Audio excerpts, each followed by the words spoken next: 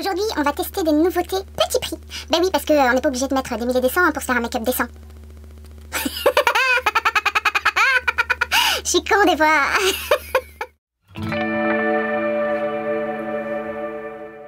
Bonjour les coquets, les coquettes, j'espère que vous allez bien. Aujourd'hui, on se retrouve pour un petit Get Ready With Me, premières impressions et crash test. Parce qu'il y a des produits, j'ai déjà un petit peu testé, j'ai déjà un petit avis. Et puis il y a des nouveautés, tout petit prix, que je voulais crash tester avec vous. Et puis voir un petit peu si ça vaut le coup ou pas de se jeter sur les super promos. Oui, parce que souvent j'achète plein de trucs à tout petit prix et puis des fois bah, on est un petit peu déçu. Alors avant de commencer, si tu ne me connais pas, moi c'est Laetitia la coquette. Tu as tous les liens de mes réseaux sociaux en barre d'informations si tu veux me découvrir un petit peu plus précisément. Si on peut dire. Cela dit, si tu débarques par ici, tu peux aussi t'abonner, enclencher la cloche de notification, faire tout ce qu'il y a à faire, mettre les petits pouces en l'air, le petit commentaire qui va bien, tout ça, ici, on aime bien. On est là pour ça, à vrai dire. Alors, au programme, qu'est-ce qu'on a? Un fond de teint trop foncé. Alors, la plupart, ce sont des nouveautés, hein, mais bon, le Bear With Me Blur de NYX que j'ai pris trop foncé, mais c'est pas de ma faute, c'est à cause de Foundation. Et j'ai refait le questionnaire, là, enfin le test. J'ai mis les fonds de teint que j'avais le plus clair dans ma collection qui matchent bien. Et c'est quand même celle-ci qui est ressortie. Alors, je sais pas, on verra bien. Qu'est-ce que j'ai d'autre à vous présenter? Eh ben... on va tester cette petite chose-là que je vous ai présentée dans l'un de mes derniers méga hauls, que c'est un contour kaki, oui, mais on va voir ce que ça donne. Alors, j'ai déjà testé, j'ai une petite idée. Pour tout vous dire, aujourd'hui, au niveau des yeux, on va utiliser une palette de la marque The Beauty Crop, cette petite marque pas chère du tout qui a débarqué chez Beauty Bay. Et bah, je voulais savoir ce que ça vaut, en fait, ce que ça a dans le ventre. J'ai également sorti cette palette pour le teint de chez Révolution Pro. Alors ça, pour le coup, j'avais des a priori parce que j'ai vu une revue de ma chère Justine, You Beauty Fit. Si vous ne la connaissez toujours pas, je vous remets sa chaîne ici. Et qui n'a pas eu une bonne expérience. Alors je sais pas, c'était aussi une première impression. Je sais pas si elle a réussi à la dompter. Mais là aussi, j'ai fait plusieurs essais et j'ai des petites choses à dire. Et puis pour le reste, c'est un mascara tout petit prix Constance Carole, vous savez, les fards super lumineux. Là, je me suis laissé tenter par un mascara, je ne sais pas ce que ça vaut. L'anti-cerne, ça va être celui de Nobea, cette marque que j'ai eu aussi à tout petit prix sur Notino. Et puis voilà, après s'il y a besoin, on ira piocher dans des petites choses que je teste en ce moment et sur lesquelles je peux vous faire un retour, mais en restant toujours petit prix. Donc si ce genre de vidéo te plaît, vous plaît, eh ben let's go. Alors j'ai déjà mis ma base, c'est une base un petit peu hydratante, c'est celle qui est dans mon Project Pan, c'est celle à la banane de chez Nip Fab, oui c'est ça, Nip Fab, qui est une base légèrement lumineuse, un peu hydratante, qui sent bon la banane. Bref, j'ai également mis mon petit baume à lèvres Lip Smacker à au coca sur le lèvre pour hydrater. Et on va commencer donc avec le Bear With Me. J'en profite également parce que je vais l'utiliser avec une éponge. C'est une éponge petit prix. C'est cette éponge, vous savez, un petit peu plate, assez moelleuse. Et qui coûte 3, 4, 5 euros grand max sur Maki Beauty. Je l'aime beaucoup. Je l'aime beaucoup, elle est bien pratique et vous allez voir qu'elle me sert à beaucoup de choses. Revenons donc à ce fond de teint Bear With Me Blur, donc que moi j'ai en teinte 09 Light Medium. Bon, le Light Medium, l'intitulé ne m'a pas choqué, mais 09, effectivement, j'étais un petit peu étonnée quand Foundation m'a proposé cette teinte-là, mais je me suis dit pourquoi pas, peut-être qu'il est très pâle, qu'il s'oxyde, bref. Non, il est très foncé. Ça va. Mais bon, il est un petit peu jaune quand même. Je pense que la teinte Vanilla, qui doit être la 5, doit me correspondre mieux. Et c'est effectivement les teintes, plus ou moins, j'ai regardé ce que je prends, ou c'est Buff aussi que je prends souvent chez NYX. Mais celle-ci, bon, vous allez voir qu'elle est un petit peu foncée. Mais je vais essayer d'harmoniser ça, n'est-ce pas? Il nous promet un effet flouté sur le visage et un rendu mat, je crois. Et c'est tout au niveau des medium coverage, matte finish et voilà. Bon bah écoutez, je l'ai testé 2 fois. Une fois au pinceau, j'ai trouvé que c'était bien couvrant au pinceau, mais ça se sentait, c'était un petit peu plus épais sur la peau, et toute la journée j'ai eu l'impression de sentir la matière. Donc après je l'ai essayé à l'éponge et ça fonctionne beaucoup mieux à l'éponge. Donc c'est un flacon, voici la texture, c'est ni trop épais ni trop liquide, ça va, ça fonctionne assez bien à l'éponge, ça boit pas trop. Alors vous voyez que, bon, hein alors ça se fond, vous allez voir que ça se fond, mais ça reste quand même assez jaune. Même pour mon teint d'été, je dirais que c'est un petit peu trop jaune à mon goût, mais heureusement ça se fond relativement bien. Alors surtout quand on a un fond de teint qui n'est pas tout à fait de sa carnation, parce que malheureusement ça peut arriver, surtout quand on achète en ligne, on n'hésite pas à revenir un petit peu sur les oreilles, à bien descendre dans le cou. Alors voilà le rendu avec un premier passage. Moi je trouve qu'il a effectivement une couvrance moyenne, je suis d'accord. Effet flouté plutôt pas mal, rendu semi-mat. Alors pour ma peau qui, je vous le rappelle, est normale, a tendance à se déshydrater un petit peu, je le trouve confortable, il tient super bien tout au long de la journée et surtout il n'évolue pas mal dans la journée, c'est-à-dire que le résultat du matin c'est le résultat du soir. La peau est peut-être un petit peu moins floutée en fin de journée, mais voilà, il ne migre pas, il tient très très bien en tout cas sur ma peau, j'ai absolument rien à redire. Donc là, j'ai fait le canevas global. Je remets une toute petite touche, vous savez, moi, au centre du visage. Et ça tient très bien. J'ai pas besoin de le poudrer. Donc voilà, c'est plutôt une bonne chose. Maintenant, je me suis plantée dans la teinte. Mais ça, malheureusement, c'est pas la faute du fond de teint. Voilà le rendu, deuxième application, franchement il se construit, il reste toujours assez fin sur la peau, sauf je vous dis à l'application au pinceau. J'ai pas trop aimé l'application au pinceau, j'ai eu à peu près le même rendu, mais c'était surtout en termes de sensation, alors que là j'ai pas de sensation en fait de matière sur le visage, il s'est complètement fait oublier tout au long de la journée. Au niveau du correcteur, on va passer donc à celui de chez Nobea que j'ai acheté, je crois, à peine 2 € sur le site Notino. Donc c'est le Full Coverage Concealer Last All Day. J'ai pris la teinte 04 rose beige et je vous avais dit au swatch que ça m'avait l'air assez prometteur. Donc c'est un petit embout comme ça, tout fin, un petit peu aplati.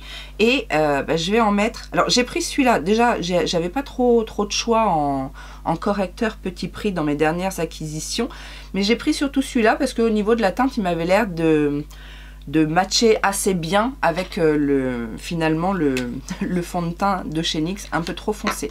Donc du coup je reprends ma petite houppette Corazona là et je prends la tranche de l'éponge pour pouvoir travailler le dessous de l'œil. Alors ça c'est un crash test, c'est la première fois que je le teste sous le dessous de l'œil et je dois dire qu'il s'applique super bien, il est hyper fin sur la peau, on ne le sent pas. On va voir parce que j'avais vu qu'au swatch il avait tendance à se matifier, donc on va voir comment il évolue. J'aime bien parce que du coup il fait un petit point de lumière quand même au coin des yeux, mais en même temps il s'est bien fondu sur le reste du dessous de l'œil avec le fond de teint. Donc ça impeccable, je vais juste passer vite fait sur les yeux parce que juste pour unifier ma paupière, mais je ne mets pas de base aujourd'hui puisque crash test d'une nouvelle palette, ça veut dire pas de base. Alors on va faire un petit contour avec le produit Révolution Pro. Je vous ai dit dans mon méga haul, j'ai jamais vu une teinte comme ça de contour puisque le produit une fois sur la peau est assez kaki, hein. Là c'est une teinte un petit peu qui tire vers le ocre et j'avais un petit peu peur de ce que ça allait donner. J'ai fait un premier test et en fait c'est pas si mal que ça. Alors j'ouvre le petit truc, je fais sortir un tout petit peu de produit, pas trop, j'en mets un peu sur ma main histoire d'enlever l'excédent et après je viens faire comme avec le produit de Charlotte Tilbury en fait, hein. Je viens faire mes petits points de contour, hop, j'en mets un tout petit peu sur l'arête du nez comme ça. Je reprends mon éponge Corazona, toujours sur la tranche, et là je viens fondre le produit. Hier, je l'ai testé avec un autre fond de teint, hein, donc c'était pas un fond de teint trop foncé, parce qu'on aurait pu croire que c'est parce que le fond de teint est trop foncé que finalement la couleur de ce contour se fond bien. Mais non, en fait, hier, j'avais un fond de teint à ma carnation et ça s'est très bien fondu. C'est pas trop... en fait, le côté... il y a un côté un petit peu caramel qui se dégage, mais ça fait pas kaki. Donc... vous voyez que ça se construit très très bien, ça se fond très très bien. Hop, je l'applique en fait en tapotant, en mélangeant bien la texture à la peau. Donc voilà le rendu du fameux contour kaki. Vous voyez que finalement ça passe, hein, comme quoi, hein, faut pas avoir d'a priori. J'y croyais vraiment pas, hein, mais bon, hein, ça passe. Alors, juste une petite information, ça sèche assez rapidement. Donc, vous voyez, là, j'ai mis sur tout le visage. Et là, de ce côté-là, j'ai eu un petit peu plus de mal à faire fondre la matière. Enfin, ça se fait, hein, mais je veux dire, à la limite, vaut mieux faire un côté puis l'autre, parce que le temps que vous prenez à travailler un côté, l'autre côté ça sèche et c'est un petit peu plus difficile.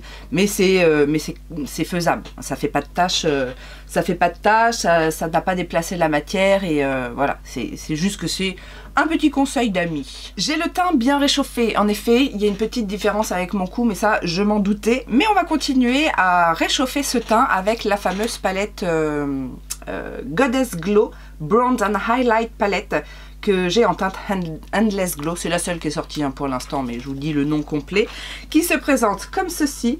Donc on a deux bronzers, on a un blush avec plusieurs teintes là, et on a celui-ci aussi qui est un blush un peu lumineux, voire peut-être un highlight naturel, et on a l'highlighter qui se présente comme ceci. Alors cette palette là, avant de la tester, j'ai vu le crash test de Justine et ça s'est pas forcément super bien passé avec la sienne, et bah, du coup j'avais des petits a priori, mais à l'utilisation, moi j'ai pas trop de problème.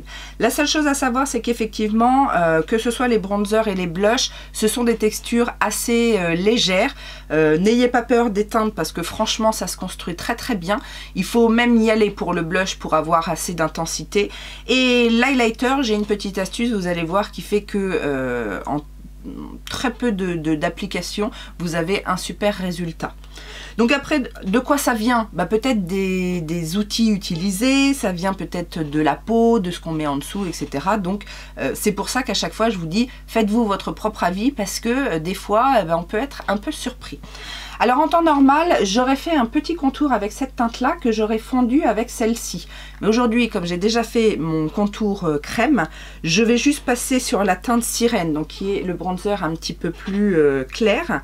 Alors par contre, ouais, je prends pas mal de produits, j'avoue, et je viens du coup balayer. C'est avec mon pinceau EcoTool, là, le 990, mais je ne sais pas s'il se retrouve, mais moi je l'adore, ce pinceau pour les bronzers. Donc du coup là on va avoir une teinte un petit peu plus chaude dans le sens bronzer par rapport au contour. Donc moi je préfère, mais je trouve que les deux ensemble, eh ben ça fait un joli hâle en fait. J'ai vraiment l'impression d'avoir bronzé. Je replace vite fait un petit peu le correcteur au doigt pour bien le faire fusionner. Parce que j'ai vu qu'il avait un petit peu bougé, mais on ne l'a pas poudré en plus, hein, donc puis bon, on va le laisser vivre un petit peu sa vie pour voir comment il évolue. Je prends ensuite un pinceau biseauté comme ça, un pinceau blush tout simplement, ça c'est un Beauty Bay, et du coup je vais mettre ce blush là. Alors je trifouille la teinte, hein, je mélange tout, et c'est une teinte un petit peu pêche, je trouve, qui est vraiment pas, vous voyez, là j'ai bien trempouillé et je suis large là. J'ai de la marge, je vais pas me tromper, je vais pas me tâcher. Les rendus est mat de ce blush là, mais il attrape quand même un petit peu la lumière, hein. C'est pas du mat. Alors les textures de cette palette sont assez poudreuses, mais ça va. C'est pas hyper poudreux. Ça se construit bien. Après c'est pas non plus les textures les plus fines que je connaisse, mais dans l'ensemble je trouve qu'elle fonctionne bien cette palette. Alors je vous disais, l'highlighter, je le trouve assez beau en fait en termes de rendu sur la peau appliqué au pinceau. Là je vais vous faire un swatch au doigt pour que vous puissiez vous rendre compte de la teinte. C'est un doré très light finalement, enfin un peu beige. Il a un rendu un petit peu nacré. Mais moi, en fait, j'aime bien l'utiliser avec mon éponge. Donc rebelote, je reprends encore la Corazona. Toujours la tranche, alors là je vais changer de tranche, une tranche propre tant qu'à faire, et du coup je vais l'appliquer avec cette technique là, et alors là vous allez voir que ça envoie du pâté, ça envoie du pâté. J'en mets aussi un petit peu sous le sourcil comme ça, ça envoie du pâté. C'est un rendu assez luisant, assez perlé, entre le perlé et métallique. Mais c'est surtout que ça se fond super bien à la peau. D'ailleurs, quand vous avez des highlighters comme ça que vous trouvez un petit peu épais, moi je vous conseille d'utiliser une éponge et légèrement humidifiée et de tapoter comme ça. Et vous allez voir que le rendu est beaucoup plus joli. Alors il peut être plus intense, mais au niveau du fondu à la peau, ça n'a rien à voir. Regardez-moi ce joli rendu. On va mettre un petit peu sur le nez comme ça. Et sur l'arc de Cupidon. Bon là c'est pas une nouveauté, c'est pas un petit prix, mais j'ai quand même décidé de poudrer légèrement l'anti-cerne, la Nobea, parce que je pense qu'il y a besoin. Donc pas beaucoup. J'en profite aussi pour poudrer ma paupière. Pour une fois j'ai des produits sourcils à vous montrer. Oui, puis en plus j'ai été me faire enfin épiler les sourcils. Donc autant vous dire que je me suis fait remonter les bretelles par la nana qui s'est occupée de mes yeux. En me disant oui, il faut faire ses sourcils tous les jours. Enfin non, elle m'a pas dit ça, mais elle m'a incité quand même à faire un peu plus souvent mes sourcils. Donc là, 2 produits, 2 crayons, même type, mais j'en ai un de chez Catrice et j'en ai un de chez Makeup Obsession. Ce sont tout simplement des crayons où vous avez d'un côté le goupillon. Alors celui-ci de Catrice est très bien, il accroche bien les poils. Et celui de chez Makeup Obsession, il accroche un petit peu moins, mais il est pas mal non plus. En termes de teinte, j'ai la Warm Brown pour Obsession et chez Catrice, j'ai la 040. Alors, c'est à peu près les mêmes teintes, sauf que le Makeup Obsession est un petit peu plus chaud, j'ai l'impression, alors celui-ci est beaucoup plus neutre, voire froid. C'est exactement la même chose en termes de... Ce sont des toutes petites pointes comme ça. Donc je vais utiliser le Catrice de ce côté-là. Alors j'avais vu au swatch effectivement que le Catrice est un petit peu plus sec. Après ça dépend ce que vous aimez faire. Je suis pas une pro sourcil, vous savez, donc je fais rapidos dans le sens de la pousse et je fais ma petite pointe. J'ai l'impression qu'elle est un tout petit peu plus épaisse, celle de chez Obsession, mais franchement de pas grand chose. Et j'ai envie de vous dire, si ça permet à la pointe d'être un peu moins fragile, parce que la Catrice c'est quand même pété. Ouais, alors c'est ça, je sais pas si vous verrez vous la différence entre les deux, mais la teinte du Makeup Obsession est un tout petit peu plus chaude. Alors techniquement là ça fait plus naturel, mais en ce moment comme j'ai changé de couleur de cheveux, vous avez remarqué, non? Du coup je trouve que le Makeup Obsession est un petit peu plus adapté, est un petit peu plus raccord. Donc bon, après on verra au niveau de la tenue, mais bon je suis pas trop regardante, donc le Catrice est censé être waterproof par contre. C'est pas marqué sur le Makeup Obsession, mais à l'utilisation ils ont été cool tous les deux. Voilà. On va passer aux yeux avec la palette Mojito de The Beauty Crop. On est sur un camailleux de vert, donc autant vous dire que ça m'intéressait. Elle était beaucoup plus belle en photo. Je vous l'avais dit pendant mon haul que en réalité. Maintenant quand on la regarde comme ça, l'harmonie est sympa, mais ça se voit que les fards sont pas, c'est pas de la top qualité. Je vous ai fait bien évidemment les swatchs et sans grande surprise en fait au swatch, les fards lumineux qui sont beaux en soi sont assez épais et un petit peu crémeux, mais bon, on sent quand même sous le doigt la matière, c'est pas d'une finesse extrême. Les fards mat, bah, soit ils patchent un peu, soit ils sont super poudreux. Et on a les paillettes qui sont ici. Alors j'ai réussi à relativement bien les swatcher, mais je pense que ce sont des paillettes qui ont besoin quand même d'une colle à paillettes.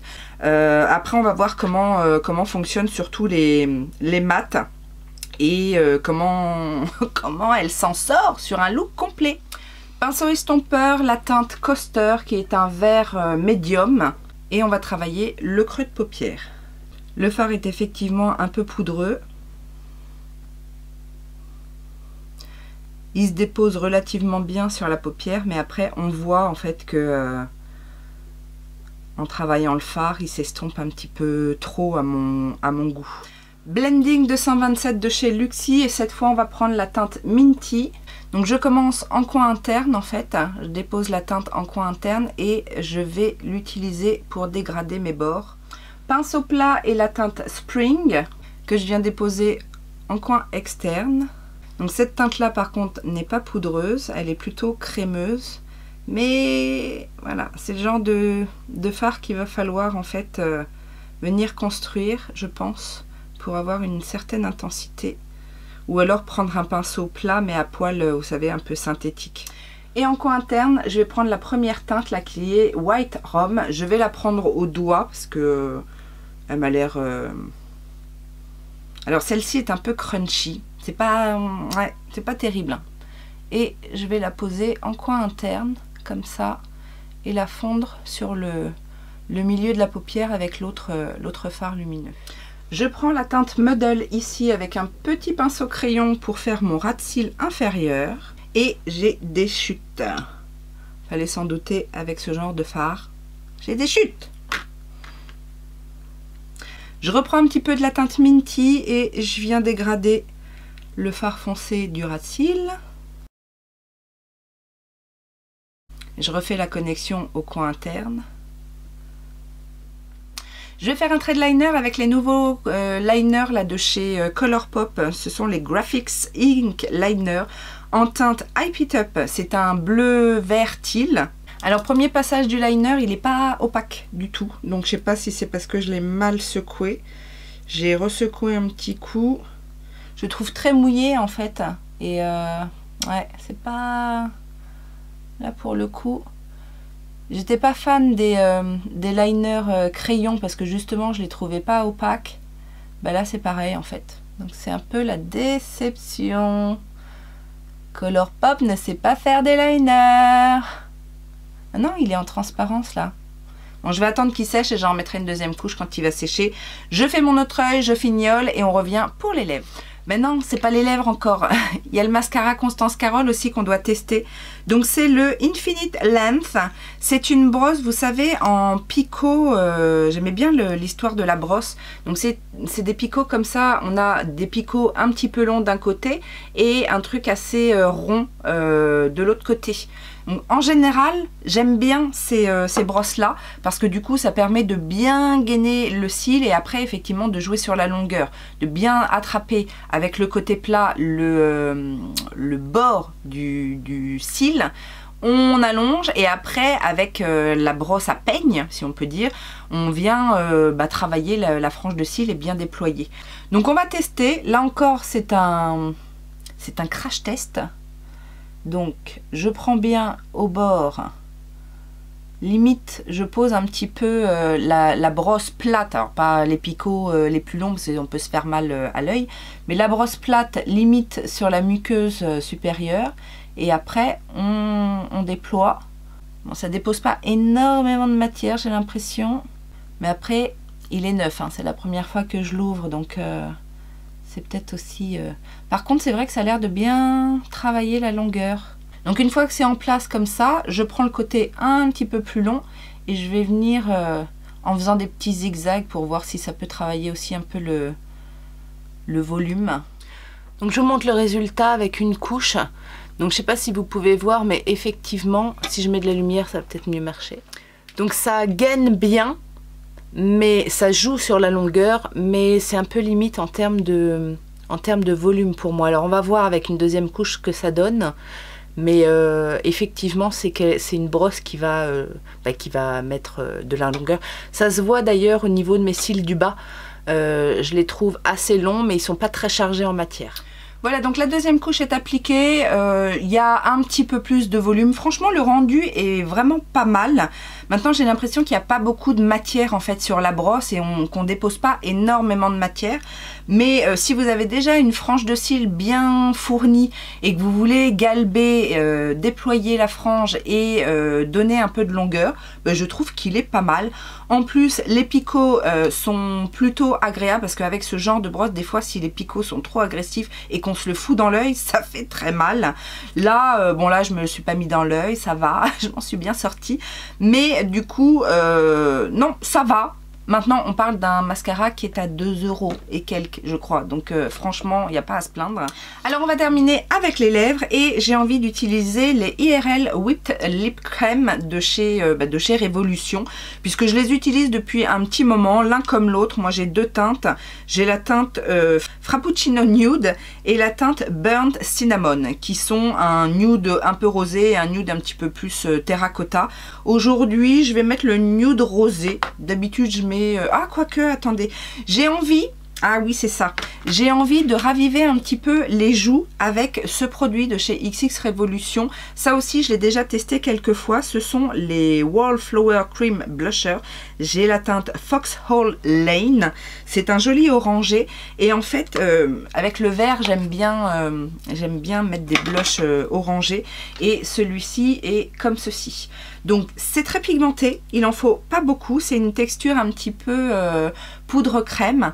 Et je veux juste, en fait, là, j'ai mon dégradé légèrement pêche sur l'ensemble de la joue. Mais je veux redonner un petit peu plus de peps ici. J'aime bien faire ça en ce moment. Je trouve que c'est rajeunissant.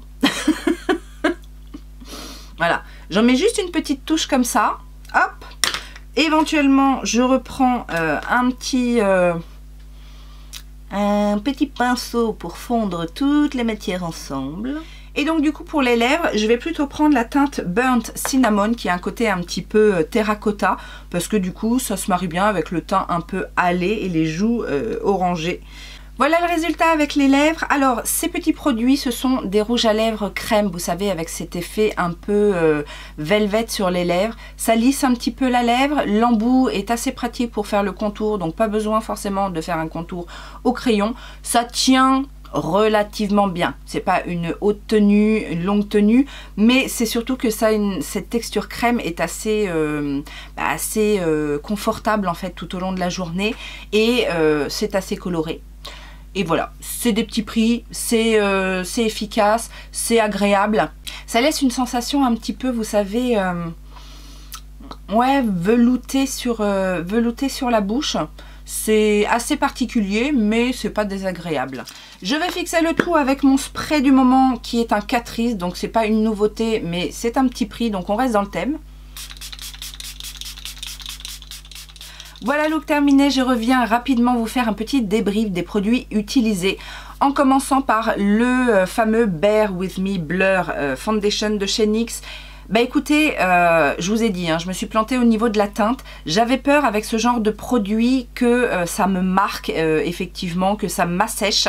Et en fait, non, pas du tout. Alors, le blur, c'est pas effet photoshopé, hein, c'est pas effet filtre. Oui, ça lisse un petit peu, c'est joli, mais c'est pas extraordinaire, hein. On reste sur un fond de teint lissant assez basique, j'ai envie de vous dire.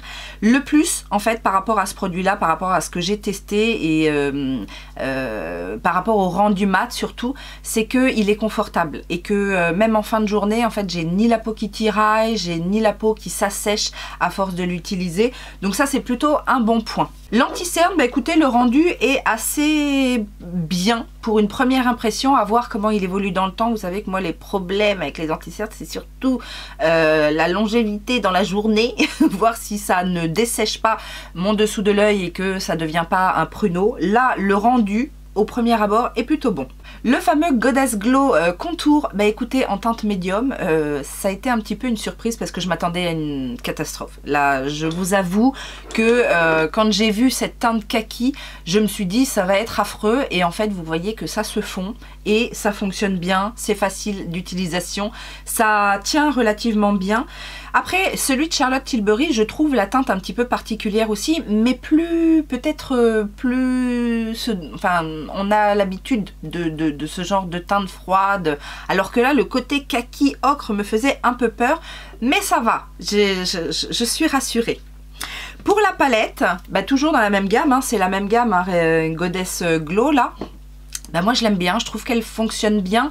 Ce sont des teintes que je vais utiliser peut-être un petit peu plus en été. Donc là on est un petit peu en avance sur le timing, parce que j'ai un petit peu plus...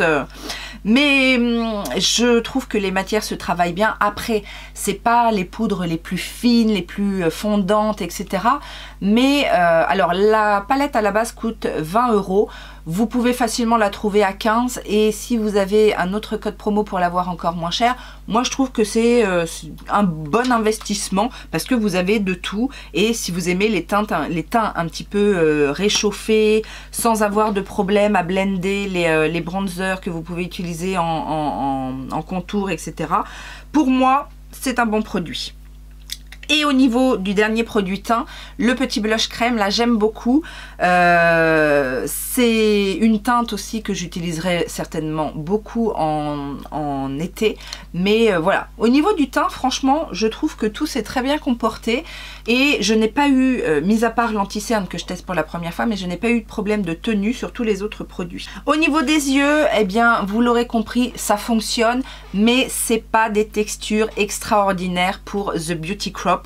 La gamme de palettes est assez attrayante, c'est vrai que les couleurs donnent envie sur le site. Une palette de 12 fards, c'est quand même 15 €. Donc moi je dis non, je pense que pour 15 € on peut avoir des palettes qui ont des textures un petit peu plus sympas. Je pense notamment à She Glam, je pense à Révolution, je pense à toutes ces marques petit prix qui n'ont pas des textures comme ça friables au niveau des lumineux, et puis d'un fard à un autre au niveau des métalliques par exemple, on n'est pas du tout sur la même texture. Il y en a qui sont friables, il y en a qui sont qui accrochent pas trop. Les fards mat, bon, je m'en suis bien sortie, mais attention, certains sont très poudreux et notamment le plus foncé a fait des chutes. Heureusement, ça n'a pas taché mon teint, c'est parti assez vite. Alors j'en ai une autre, j'ai la Daiquiri, la rose à tester. Mais j'ai l'impression que c'est un petit peu pareil pour tout. Donc voilà, c'est pas une de mes recommandations. Maintenant, c'est pas un flop. J'ai réussi à travailler les fards sans trop de soucis. Le mascara, bah écoutez, pour 2 €, si vous cherchez un mascara allongeant, si vous aimez ces brosses qui peignent bien les cils, moi je dis pourquoi pas. Maintenant, vous attendez pas à du volume, mais c'est pas ce qui promet.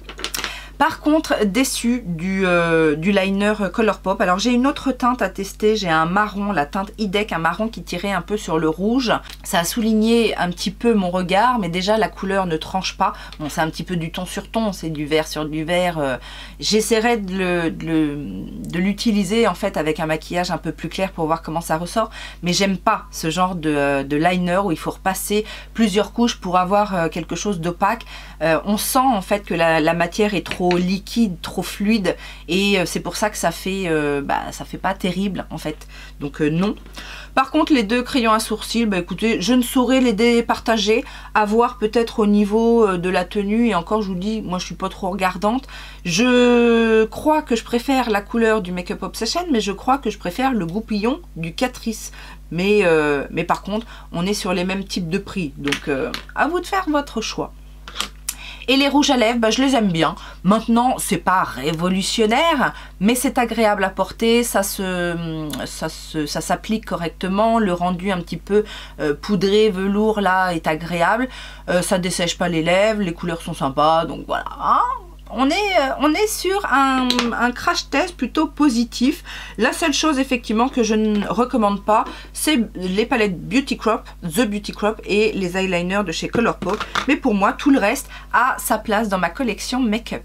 Voilà, n'hésitez pas à me dire si vous connaissez les produits, si certains vous donnent envie à tester. Et puis, je vous attends en commentaire pour qu'on partage un petit peu par rapport à tout ça. Et en attendant une prochaine vidéo, bien évidemment, je vous souhaite plein de bonnes choses et je vous fais plein de gros bisous. Ciao, ciao!